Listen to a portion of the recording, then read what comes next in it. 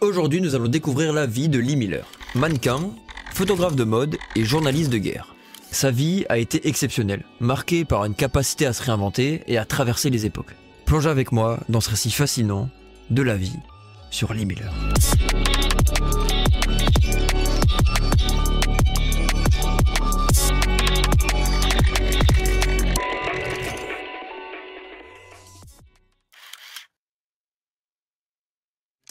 Née le 23 avril 1907 à Poughkeepsie, Elizabeth Lee Miller est la deuxième de 3 enfants d'une famille prospère.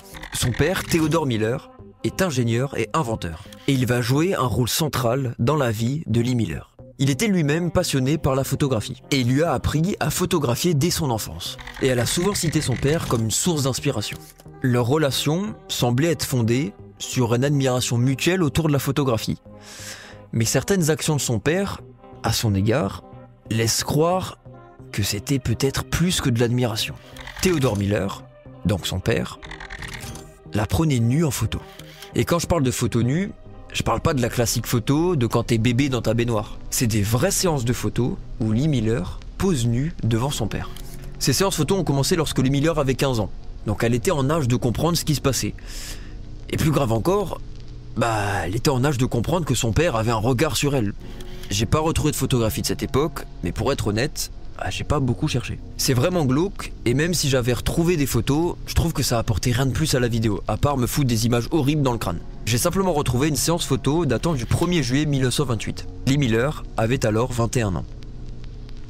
Ce qui est donc important de retenir, c'est que son père était super chelou. Il lui a appris la photographie, mais il lui a également créé des traumatismes. L'impact de ces expériences a perduré tout au long de sa vie, et a influencé sa perception de son corps et de son identité. Et comme si c'était déjà pas assez horrible, Lee Miller, à l'âge de 7 ans, est victime d'agressions sexuelles.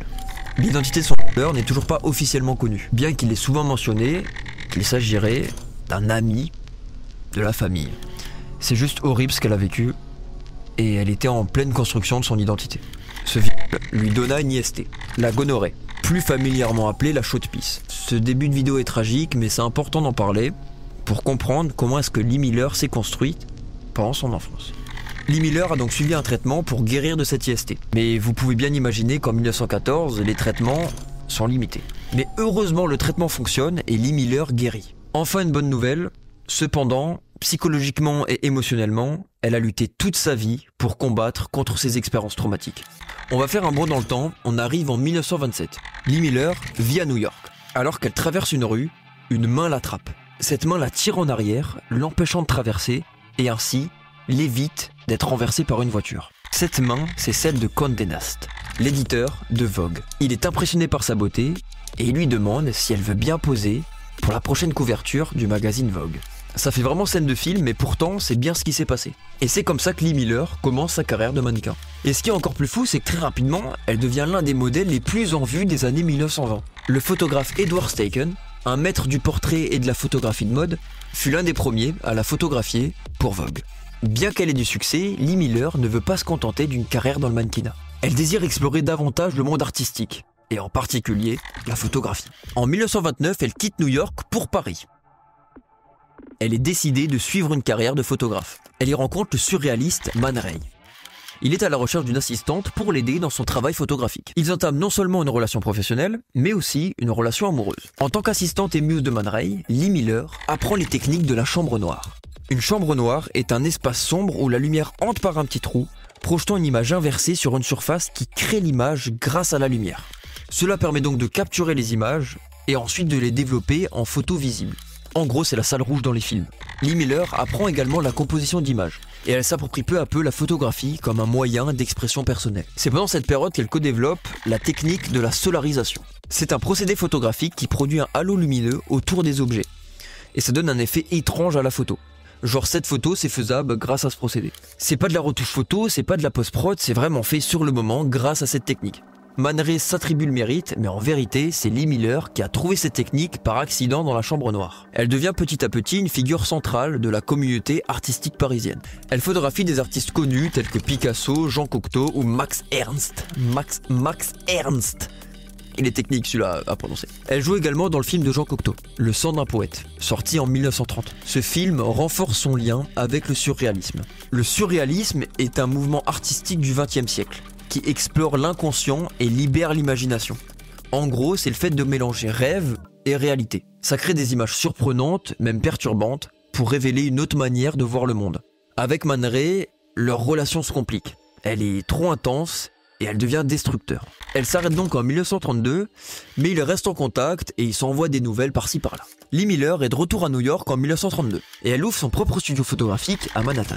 Elle réalise des portraits, des travaux publicitaires et des images pour Vogue. Mais son approche est différente des autres photographes. Elle apporte une touche artistique à ses photos de mode, souvent inspirées par le surréalisme. Parmi ses travaux remarquables, on trouve des portraits déstabilisants et poétiques.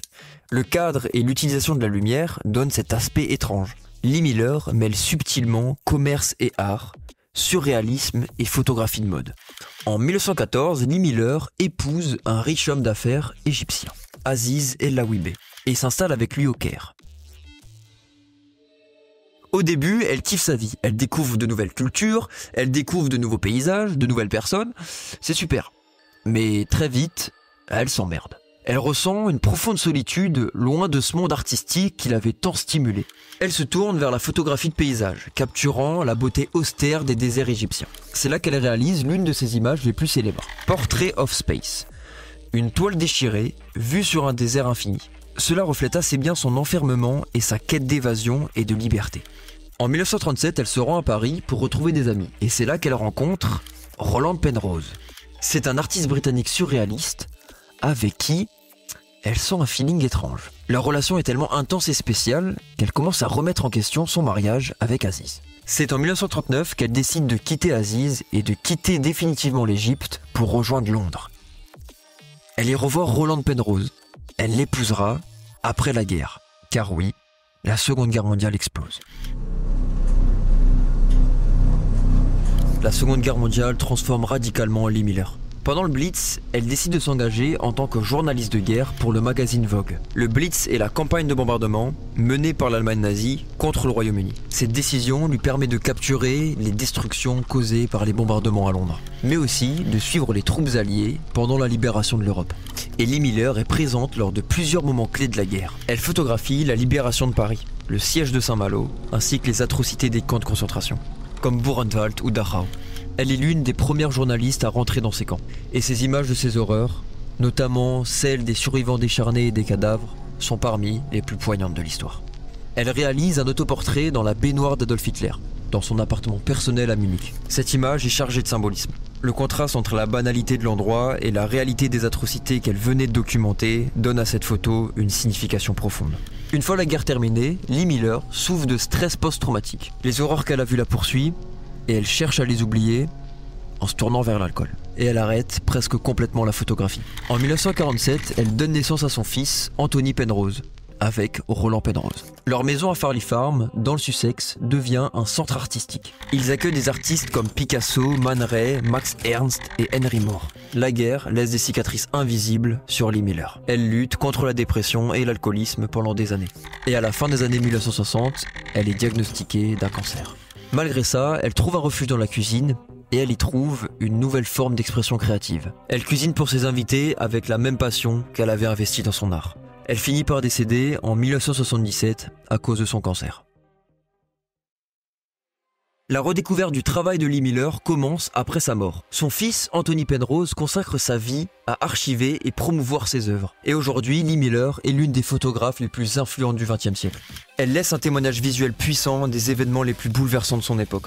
Sa capacité à se réinventer, à passer du mannequinat à la photographie puis au journalisme de guerre, fait d'elle une figure unique, à la fois témoin et actrice de l'histoire de l'art et de la guerre. Merci d'avoir suivi la vidéo, n'hésitez pas à vous abonner et à activer la cloche pour louper aucune des prochaines vidéos, et on se retrouve dans 2 semaines pour la suivante. À très vite.